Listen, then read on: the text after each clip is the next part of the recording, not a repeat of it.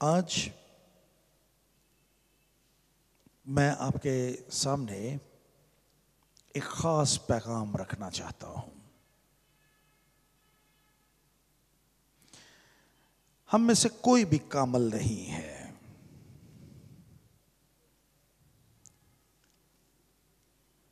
ہم سے غلطیاں، کوتاہیاں، گناہ سرزد ہوتے ہیں، اور جب ایسا ہوتا ہے تو ہم اپنے آپ کو مجرم محسوس کرتے ہیں۔ ہم یہ سوچتے ہیں کہ چونکہ ہم نے یہ غلطی کی ہے خدا کے خلاف، اس لیے اب خدا ہم سے محبت نہیں کرے گا۔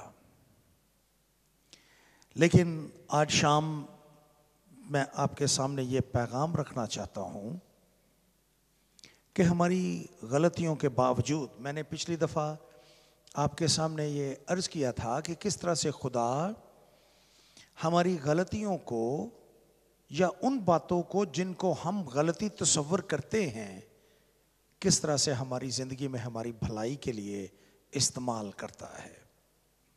آج میں آپ کے سامنے یہ بیان کرنا چاہتا ہوں کہ جب ہم غلطیاں کرتے ہیں، گناہ ہم سے سرزد ہو جاتے ہیں، ہم خطائیں کرتے ہیں اور ہم احساس جرم میں مبتلا ہو جاتے ہیں، اور ہم یہ تصور کر لیتے ہیں کہ اب خدا ہم سے محبت نہیں کرے گا۔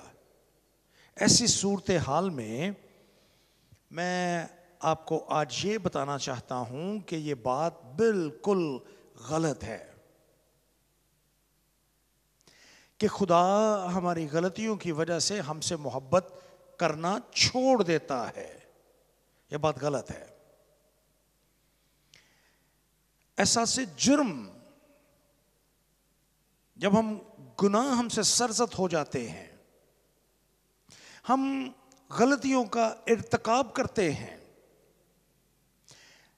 تو یہ تصور کر لینا کہ اب خدا نے ہمیں چھوڑ دیا ہے، یہ درست خیال نہیں ہے، بلکہ یہ خیال شیطان کا سب سے بڑا ہتھیار ہے جو آپ کو خدا سے دور کر دیتا ہے۔ شیطان آپ کے دل میں یہ بات ڈالتا ہے کہ جناب آپ نے یہ گناہ کیا ہے، آپ سے یہ غلطی ہوئی ہے، اور اب خدا نے آپ کو چھوڑ دیا ہے، اور ہم اپنے دل ہی دل میں یہ تصور لیے بیٹھے رہتے ہیں کہ خدا نے ہمیں ترک کر دیا ہے، خدا نے ہمیں فراموش کر دیا ہے، اب خدا ہم جتنی مرضی دعائیں کریں، اب خدا ہماری دعاؤں کو نہیں سنے گا۔ لیکن میں آج آپ کے سامنے بڑی عزت اور احترام سے یہ بیان کرنا چاہتا ہوں کہ اگرچہ دنیا کے تمام مذاہب، بلکہ بہت سے مسیحی مذہبی رہنما، مذہبی حلقے آپ کو یہی بات سکھاتے ہیں، لیکن یہ بات درست نہیں ہے کہ خدا ہمیں ترک کر دیتا ہے۔ نہیں، ایسی کوئی بات نہیں ہے۔ خدا آپ کی طرف کبھی اپنی پشت نہیں موڑتا۔ خدا ہماری غلطیوں کے باوجود، خدا ہمارے غلط چناؤ کے باوجود، ہماری خامیوں کے باوجود، ہمارے گرنے کے باوجود، خدا ہم سے محبت کرتا ہے، اور وہ اپنی محبت میں ہمیں ہمارے پیچھے آتا ہے۔ اپنی محبت میں وہ ہماری مدد کرنے کے لیے، جب ہم گر جاتے ہیں، ہماری مدد کرنے کے لیے موجود ہوتا ہے۔ خداوند کے پاک کلام میں زبور نمبر 145 اور اس کی 14ویں آیت میں لکھا ہے، خداوند گرتے ہوئے کو سنبھالتا ہے۔ ہمارے یہاں پر تھوڑی سی غلط ٹریڈیشنز یا روایات موجود ہیں. ہم جب کوئی شخص غلطی کرتا ہے تو ہم اس کا جینا حرام کر دیتے ہیں، اس کی غلطی کو بار بار اس کو یاد دلاتے ہیں اور یوں گرتے ہوں کو اور گرانے کی کوشش کرتے ہیں. لیکن زبور نمبر 145 اور اس کی 14ویں آیت میں لکھا ہے کہ خداوند گرتے ہوئے کو سنبھالتا ہے، اس کو سنبھالتا ہے، اس کی مدد کرتا ہے، اس کو اٹھا کھڑا کرتا ہے. اور یہ سب کچھ خدا اپنے طرز کی بدولت کرتا ہے، محبت کی بدولت کرتا ہے. دیکھیں، میں اس کی ایک سادہ سی مثال آپ کو دوں گا. ہمارے گھر میں ہمارے بچے بہت دفعہ ہماری نافرمانی کرتے ہیں، وہ غلط چناؤ کرتے ہیں، خاندان کی نیک نامی کو خراب کرتے ہیں.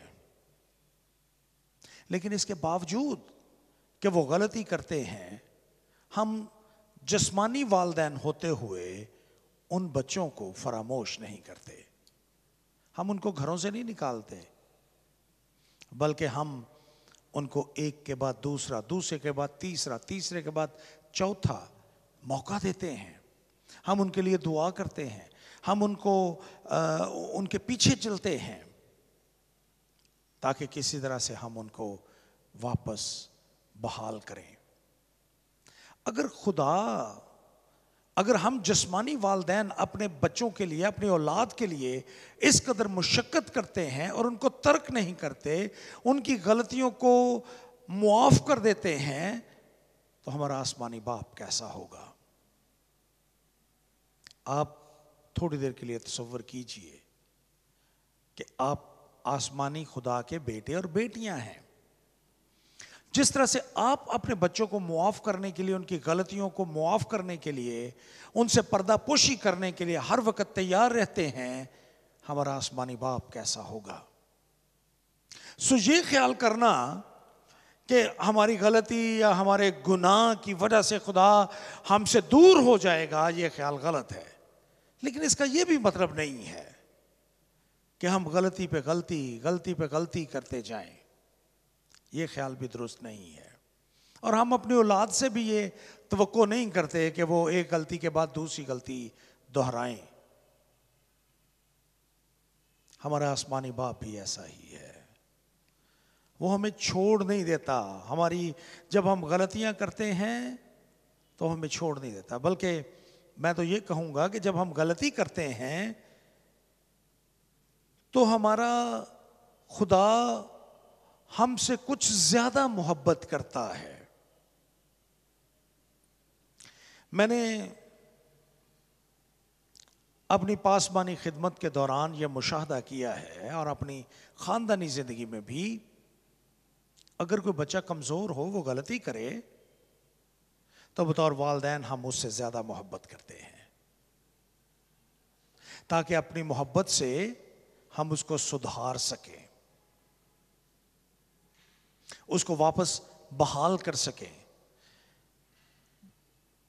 بالکل اسی طرح سے ہمارا آسمانی باپ جب ہم غلطی کرتے ہیں ہم سے زیادہ محبت کرتا ہے، تاکہ وہ ہمیں واپس لا سکے اور ہماری رہنمائی کر سکے، تاکہ ہم زندگی کی اس دنیا میں زندگی کی دوڑ کو پورا کر کے اس کی آسمانی بادشاہت کے وارث بن سکیں.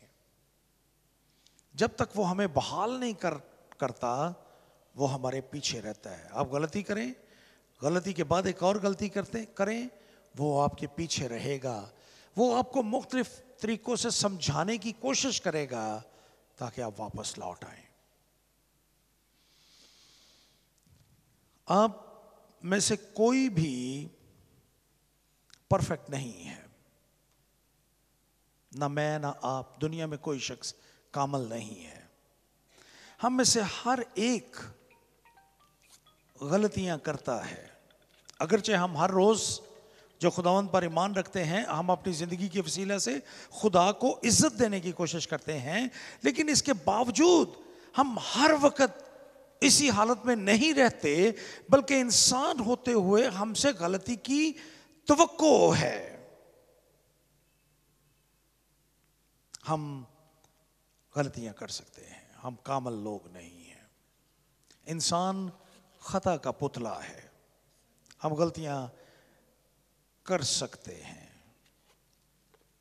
ہمارا خدا آسمانی باپ جانتا ہے جتنی بھی غلطیاں ہم کریں گے، خدا ان سے واقف ہے.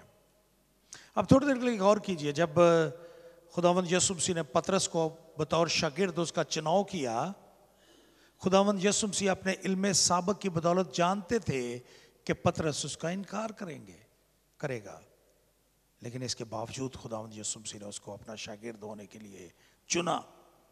خداوند میرے اور آپ کے بارے میں بھی جانتا ہے کہ ہماری زندگی میں کون سی غلطیاں ہوں گی، ہم کون سی غلطیاں کریں گے. گاڈ نوز، وہ جانتا ہے. وہ ہماری زندگی کے پہلے دن سے آخری دن تک ہماری کامیابیوں سے، ہماری ناکامیوں سے واقف ہے. اس لیے اگر کبھی ہمارا مزاج برہم ہو، ہم سخت لفظ استعمال کر رہے ہوں، خوشی کی بات یہ ہے کہ آپ اپنے دل میں یہ خیال رکھیں کہ اس کے باوجود آپ کا آسمانی باپ آپ سے محبت کرتا ہے. اس نے آپ کو چنا تاکہ آپ اس کے فرزند ہوں، اور وہ آپ کی مدد کرتا ہے تاکہ آپ اپنی منزل یعنی خدا کی بادشاہت تک پہنچ سکیں. کہنا میں یہ چاہتا ہوں کہ خداوند میری اور آپ کی سرشت سے واقف ہے.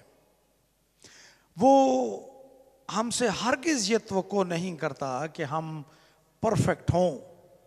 آپ ذرا پیدائش کی کتاب اس کے 6 باب پر غور کیجئے. جب خدا نے مقدس نوح کے زمانے میں اس زمین پر طوفان بھیجا تھا، تو خدا نے کہا کہ وہ کب تک مزاحمت کرتا رہے گا انسان کے ساتھ. He knew the nature of man.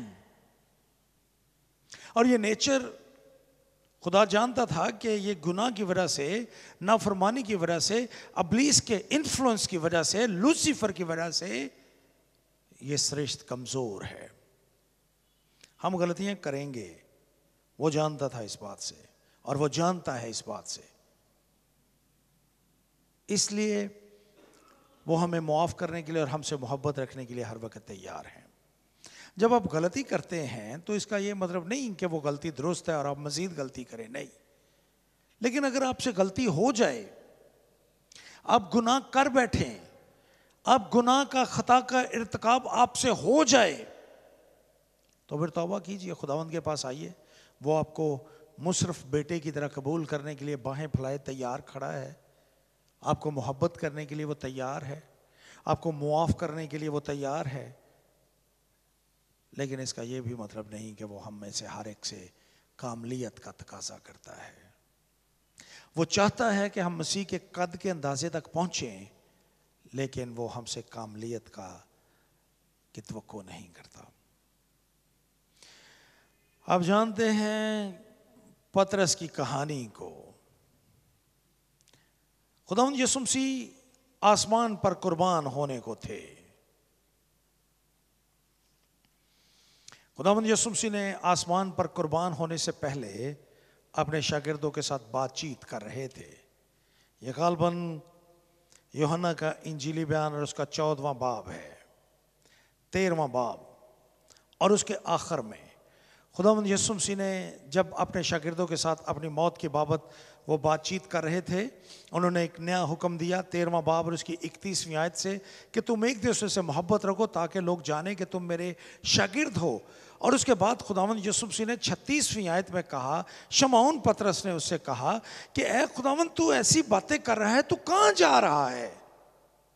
شمعون پطرس نے اس سے کہا، اے خداوند تو کہاں جاتا ہے؟ یسوع نے جواب دیا کہ جہاں میں جاتا ہوں اب تو میرے پیچھے آ نہیں سکتا، مگر بعد میں میرے پیچھے آئے گا. پطرس نے بہت بڑی بات کی یسوع کے سامنے. اس نے کہا اے خداوند میں تیرے پیچھے اب کیوں نہیں آ سکتا؟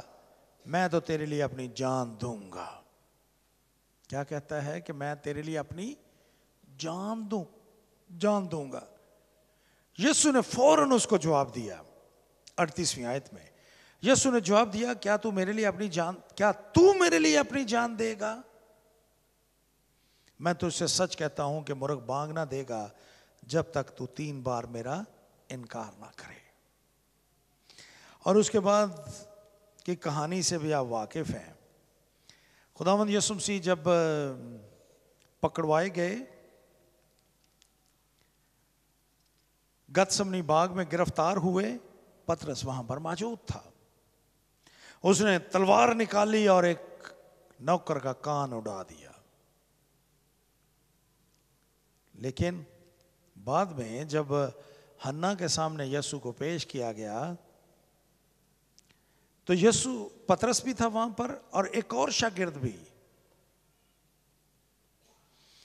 اور پطرس باہر کھڑا رہا. دربان عورت سے، لونڈی نے جو دربان تھی، پطرس سے کہا کیا تو بھی اس شخص کے شاگردوں میں سے ہے؟ اس نے کہا میں نہیں. بس، لیکن ایک مرتبہ انکار ہو گیا. پھر یسوع کو تماچے مارے جاتے ہیں اور شمعون وہیں پہ کھڑا ہوا آگ تاپ رہا تھا. پس انہوں نے اس سے بھی کہا کیا تو بھی اس کے شاگردوں میں سے ہے؟ اس نے انکار میں کہا میں نہیں ہوں. دوسری مرتبہ انکار ہو گیا. جس شخص کا پطرس نے کان اڑا دیا تھا، اس کے ایک رشتہ دار نے جو سردار کاہن کا نوکر تھا کہا کیا میں نے تجھے اس کے ساتھ باغ میں نہیں دیکھا؟ پطرس نے پھر انکار کیا اور فوراً مرغ نے آذان دے دی. کیا کیا پطرس نے؟ جب یسوع کو بہت ضرورت تھی، آپ تھوڑی دیر کے لیے اپنی زندگی میں اندازہ کیجئے، جب ہمیں اپنے کسی دوست کی اشد ضرورت ہوتی ہے، ہم توقع کرتے ہیں کہ وہ ہمارے ساتھ کھڑا ہو. یسوع گرفتار ہیں، اس کے منہ پہ تماچے مارے جا رہے ہیں، اور پطرس 3 مرتبہ یسوع کا انکار کرتا ہے. 3 مرتبہ، 3 times. گویا پطرس خداوند یسوع مسیح کو چھوڑ دیتا ہے. لوکا اپنے انجیلی بیان میں بیان کرتا ہے کہ جب 3 مرتبہ اس نے انکار کیا تو پطرس کی، یسوع نے مڑ کر اس کی طرف دیکھا، پطرس کی طرف.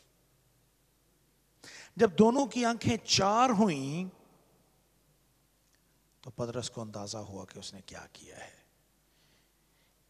وہ باہر نکلا اور زار زار رویا. لیکن اس کے باوجود اس نے آ کر یسوع سے یہ نہیں کہا کہ یسوع مجھے معاف کر دے. نہیں، معافی نہیں مانگی اس نے. فوراً زار زار رویا، پشیمان ہوا. He felt regret. پچھتاوا ہوا اس کو، لیکن ابھی تک اس نے معافی نہیں مانگی. یسوع کو مصلوب کیا گیا جمعے کا روز، اور پھر اتوار کی صبح خداوند یسوع مسیح ابھی قبر میں ان کا جسم پڑا تھا. خواتین آئیں قبر پہ اور وہ مسالہ جات، خوشبوات لے کے آئیں یسوع کے جسم پر ملنے کے لیے.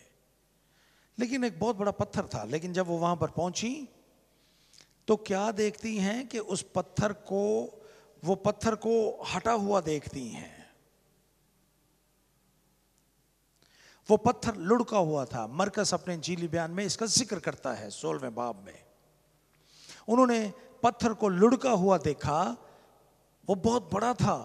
قبر کے اندر جا کر انہوں نے ایک جوان کو سفید جامہ پہنے ہوئے دانی طرف بیٹھے دیکھا اور نہایت حیران ہوئیں.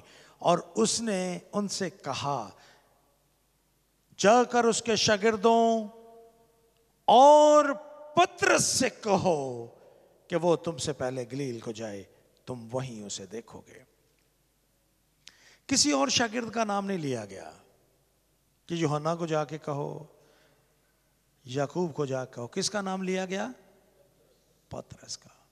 پطرس نے تو انکار کیا تھا یسوع کا، اور جب وہ عورتیں، غالباً میں اندازہ کر سکتا ہوں، تصور کر سکتا ہوں کہ جب وہ خواتین واپس لوٹیں اور انہوں نے جا کر بتایا کہ انہوں نے کہا ہے کہ جا کر شاگردوں کو اور پطرس کو بتاؤ کہ میں وہ یسوع جی اٹھا ہے، تو پطرس حیران رہ گیا ہوگا، اور پطرس ان سے پوچھتا ہوگا کیا واقعی میرا نام اس نے لیا؟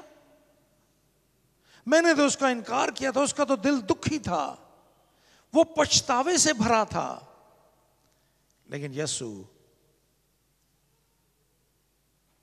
اس سے محبت کرتے تھے اب بھی، حالانکہ اس نے 3 بار انکار کیا تھا، لیکن وہ اس سے محبت کرتے تھے۔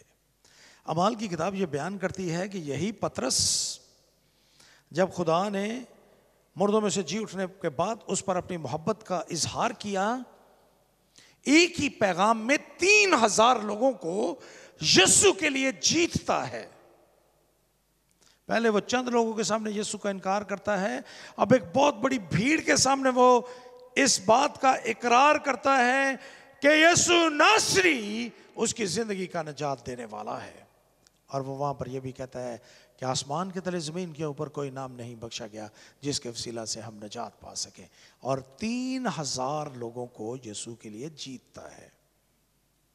کیا بات بیان کر رہا ہوں میں آپ کے سامنے، کہ ہمارا خدا صرف کامل لوگوں کا خدا نہیں ہے جو زندگی میں کوئی غلطی نہیں کرتے۔ ہمارا خدا غلطیاں کرنے والے لوگوں کا بھی خدا ہے۔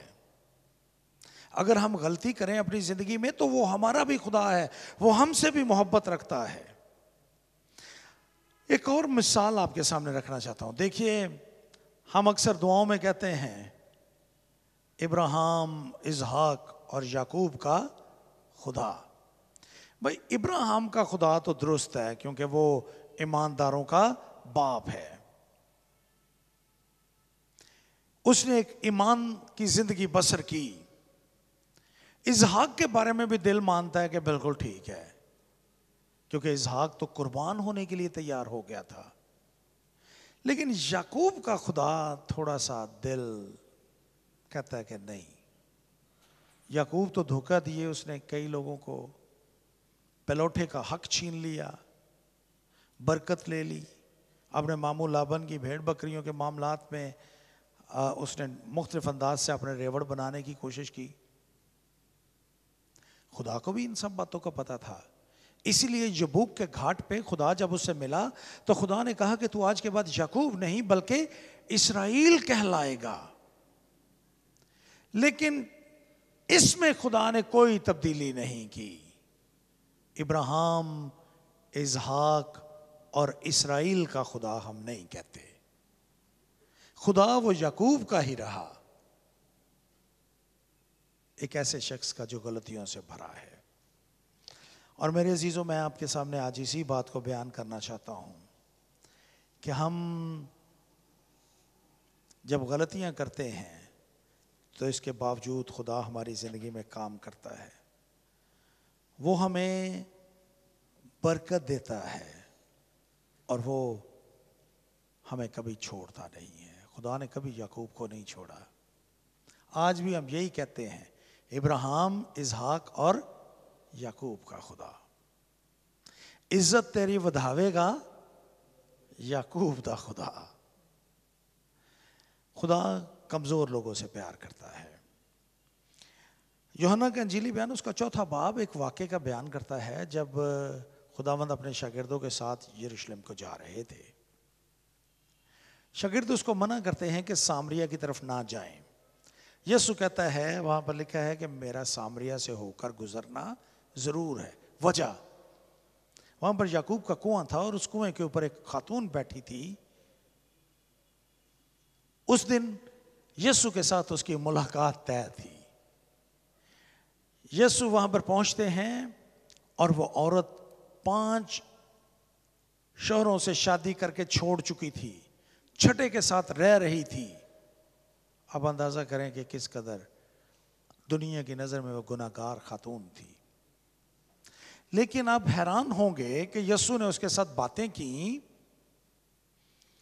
اور یہ وہ خاتون ہے جس پر سب سے پہلے یسوع نے اپنے آپ کو ظاہر کیا. اس نے کسی ربی کے سامنے نہیں، کسی سردار کاہن کے سامنے نہیں، اپنے شاگردوں کے سامنے نہیں، بلکہ سب سے پہلے یسوع نے اپنے آپ کو بطور مسیح اسی عورت پر ظاہر کیا. کیا ثابت کرنے کی کوشش کر رہا ہوں؟ کہ جن لوگوں کو ہم گنہگار سمجھتے ہیں، جن لوگوں کو ہم اس دنیا میں ہمیشہ تنقید کا نشانہ بناتے ہیں، وہ لوگ جو ہمارے الزامات اور ہماری تنقید میں سر فہرست ہوتے ہیں، جن کے بارے میں ہمیشہ ہم غلط بات کرتے ہیں، وہی خدا کے پیارے ہوتے ہیں. سو جب آپ دوسروں کو جج کرتے ہیں، ایسا نہ کیجیے. جن کو آپ جج کر رہے ہیں، آپ کو تو کوئی حق ہی نہیں ہے کسی کو جج کرنے کا. یسوع نے کہا تھا کہ پہلے اپنی آنکھ کا شتیر دیکھ، پھر اپنے بھائی کی آنکھ کا تنکا دیکھنا. لیکن ہم تنکے نکالتے رہتے ہیں دوسروں کی زندگی سے، اور وہی لوگ خدا کے ہو سکتا ہے آپ سے زیادہ خدا کو عزیز ہوں. خداوند صرف پرفیکٹ لوگوں سے محبت نہیں کرتا، بلکہ وہ ان لوگوں سے جو غلطیاں کرتے ہیں ان سے بھی محبت کرتا ہے. یوحنا کا انجیلی بیان ایک اور واقعے کا بیان کرتا ہے. خداوند یسوع مسیح جب مردوں میں سے جی اٹھے تو انہوں نے اپنے آپ کو شاگردوں پر ظاہر کیا، لیکن ایک شاگرد وہاں پر نہیں تھا. آپ جانتے ہیں اس کا نام کیا تھا؟ توما. جب باقی شاگردوں نے یسوع کو اس کو بتایا، توما کو، کہ توما یسوع جی اٹھا ہے، وہ ہم پر ظاہر ہوا ہے، توما نے کہا نہیں بھائی، آپ جتنی مرضی گوائیاں دیں میں نہیں مانوں گا جب تک میں خود اس کے ہاتھوں میں انگلی ڈال کر اور اس کی پسلی میں جہاں نیزہ لگا تھا اس کو دیکھ نہ لوں. کیا ہوا؟ شاگرد موجود تھے، یسوع ایک بار پھر ان پر ظاہر ہوئے، اور جب یسوع اس مرتبہ ان پر ظاہر ہوئے تو یسوع نے آ کر بیچ میں کھڑے ہو کر ان سے کہا، 20واں باب اور اس کی 26ویں آیت پڑھ رہا ہوں، ان سے کہا تمہاری سلامتی ہو. اور پھر اس نے توما سے کہا، اپنی انگلی پاس لا کر میرے ہاتھوں کو دیکھ، اور اپنا ہاتھ پاس لا کر میری پسلی میں ڈال، اور بے اعتقاد نہ ہو بلکہ اعتقاد رکھ. توما نے جواب میں اس سے کہا، اے میرے خداوند، اے میرے خدا. یسوع نے اس سے کہا، تو مجھے دیکھ کر ایمان لایا ہے، مبارک ہیں وہ جو بغیر دیکھے ایمان لائے. یسوع نے اس کی تحقیر نہیں کی. جیزس ایکسپٹڈ ہم، اور اسے توما کو ہمارے ہندوستان کو جیتنے کے لیے استعمال کیا. توما بطور شاگرد ہندوستان میں پہنچا، اس نے یہاں پر منادی کی اور بہت سی روحوں کو یسوع کے لیے جیتا. یہاں پر کلیسیا قائم ہوئی، اور اسی ملک میں جنوبی ہندوستان میں وہ شہادت کے درجے پر فائز ہوا. میں جو پیغام آپ سب سننے والوں کے سامنے جو یہاں پر بیٹھے ہیں اور جو مجھے دور دراز دیکھ رہے اور سن رہے ہیں، ان کو یہ پیغام دینا چاہتا ہوں. Jesus loves you. آپ کی غلطیوں کے باوجود، آپ کی امپرفیکشن کے باوجود، آپ کامل نہیں ہیں، اس کے باوجود خدا آپ سے محبت کرتا ہے. آپ کی زندگی میں غلطیاں ہیں، لیکن اگر آپ کا دل یسوع کے ساتھ ہے، یسوع آپ کو کبھی نہیں چھوڑیں گے. He loves you so much. وہ آپ سے بہت محبت کرتا ہے. سو محض اپنی غلطیوں کی وجہ سے آپ خدا سے دور نہ ہوں، اور اس کے بارے میں یہ تصور نہ کریں کہ اس نے آپ کو ترک کر دیا ہے. He loves you so much، اور وہ ہمیشہ آپ کے ساتھ رہے گا، آپ کی بیماریوں میں، آپ کی مصیبتوں میں، اور آپ کی مشکلات میں. آئیے ہم اپنے سروں کو جھکائیں.